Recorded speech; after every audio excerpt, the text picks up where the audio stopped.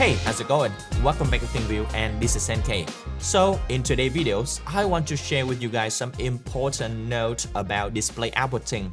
The goal is simple. Whenever you connect your laptop to an external monitor, you will get the best image quality, the correct resolution, and the correct refresh rate.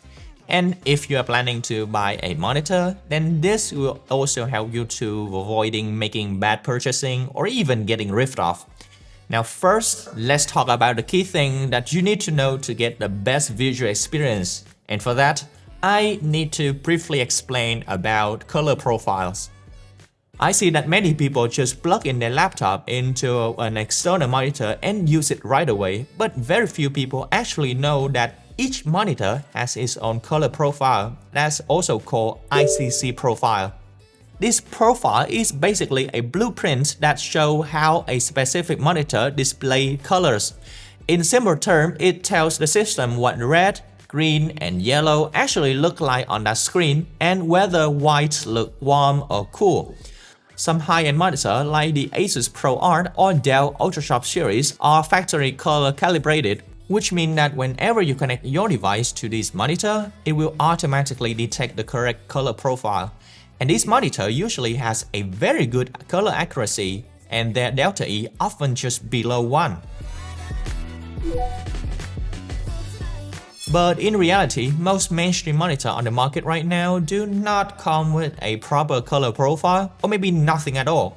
So in these cases, Windows will just assign a generic RGB profile, or like macOS usually use a common profile like sRGB or DCI-P3. And when you use the generic profiles, some color will be inaccurate and the monitor won't show its full potential. For monitor without a correct profile, the easiest way is to manually color calibrate them. And personally, I use the SpiderX Elite for color calibration. And after calibrating, the software generates a custom ICC file specifically for that monitor. From there, the process is very simple. You just go into Settings, choose the color profile, and select the ICC file that you just created. Once that's done, your monitor will start displaying color as accurate as it possibly can. Now here is a small but very common mistake that I see a lot of people make. If you want your laptop display and the external monitor display look identical in terms of colors, well then you don't wait until after you plug everything in to fix it. You actually need to choose the right monitor from the very beginning. And the rule is that simple.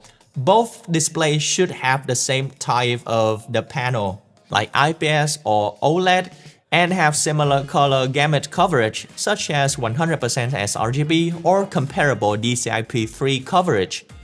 For example, I'm currently using the ThinkPad X1 Carbon Gen 12, which cover about 100% of sRGB as well as 70% of DCI-P3. And if I connect it to a Samsung Viewfinity S9 5K with 100% of DCI-P3, the color difference is immediately noticeable. But if I connected it to an eDRAM monitor that also has 100% of sRGB and similar P3 coverage, the two displays look much closer to each other. Okay, now MacBook users actually have it easier here because some BenQ monitor designed specifically for Mac support both 100% of sRGB and 100% of P3 color gamut, making color matching between screens much simpler. That's just about hardware similarity. The next step is software compatibility. When you plug them in, the monitor software automatically recognizes that, oh, this is the MacBook of these specific models, and it will apply the MacBook color profile to the external monitor. And the result? The color between the two screens look almost identical. Honestly, this monitor from BenQ doing a very great job. Besides the color accuracy, in order to get the best image, the monitor itself should have been good enough.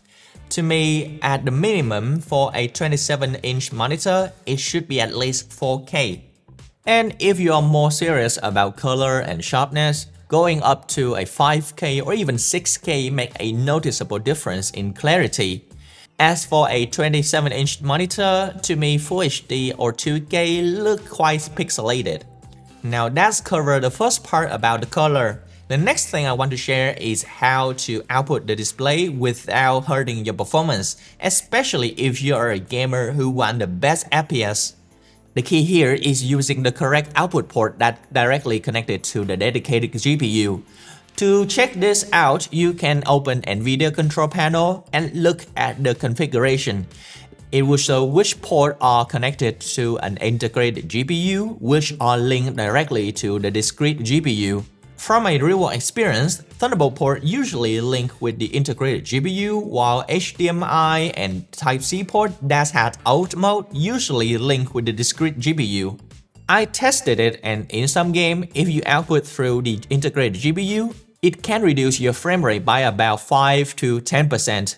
In high FPS games like CSGO or Valorant, well then the frame rate drop can be significant. That's because while the discrete GPU is very powerful, the integrated GPU is weaker. So when it has to process both internal monitor and external monitor, especially at high frame rate, then it gets bottleneck and limit the output FPS. You can see this clearly in games like Far Cry 6. If I'm using the Thunderbolt port that wired with the integrated GPU, it only gets around 86 FPS. But once I move to HDMI, which is wired directly to the discrete GPU, and that's why modern gaming laptop now comes with mux switch and NVIDIA Advanced Optimus. These technology allow the display output to come directly from the discrete GPU when gaming. Overall, it's not that complicated. All you need to do is paying attention. You first need to try HDMI and DisplayPort first, and then move to options like Thunderbolt. Remember, always prioritize those ports that wire directly to the discrete GPU. Finally, let's talk about how to get the correct resolution and refresh rate. I say that modern protocols today are much better now, so I will keep it short. All you need to do is making sure that 3 things are not outdated: your laptop output port, the cable that you use to connect, and the monitor input ports. For example, some laptops today are still use the HDMI 1.4, or maybe you are using an old HDMI 1.4 cable, so when outputting to a 4K monitor, you might get 60Hz only at reduced resolution, or full resolution with low refresh rate.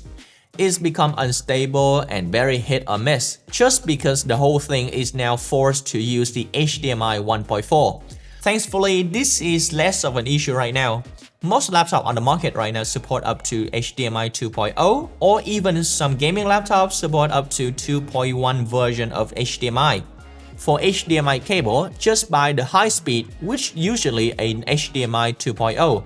I also have an ultra high speed cable, which are 2.1 version. And both work perfectly with my Samsung Odyssey 4K at 240Hz. So generally, nothing much to worry about. Just avoid the cable that is just HDMI 1.4. Also, if possible, you should prioritize using DisplayPort rather than HDMI, just because DisplayPort usually have better spec than HDMI. It's a weird thing, but some monitor advertise that they have up to 180Hz refresh rate, but in order to get that fast response time, you need to use DisplayPort, not HDMI.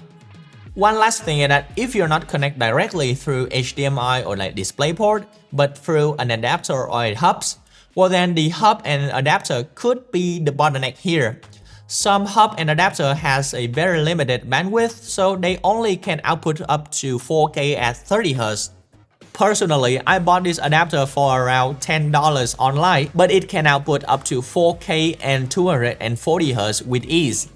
So it's not always about the expensive hub, but whether the hub provides enough bandwidth for display output.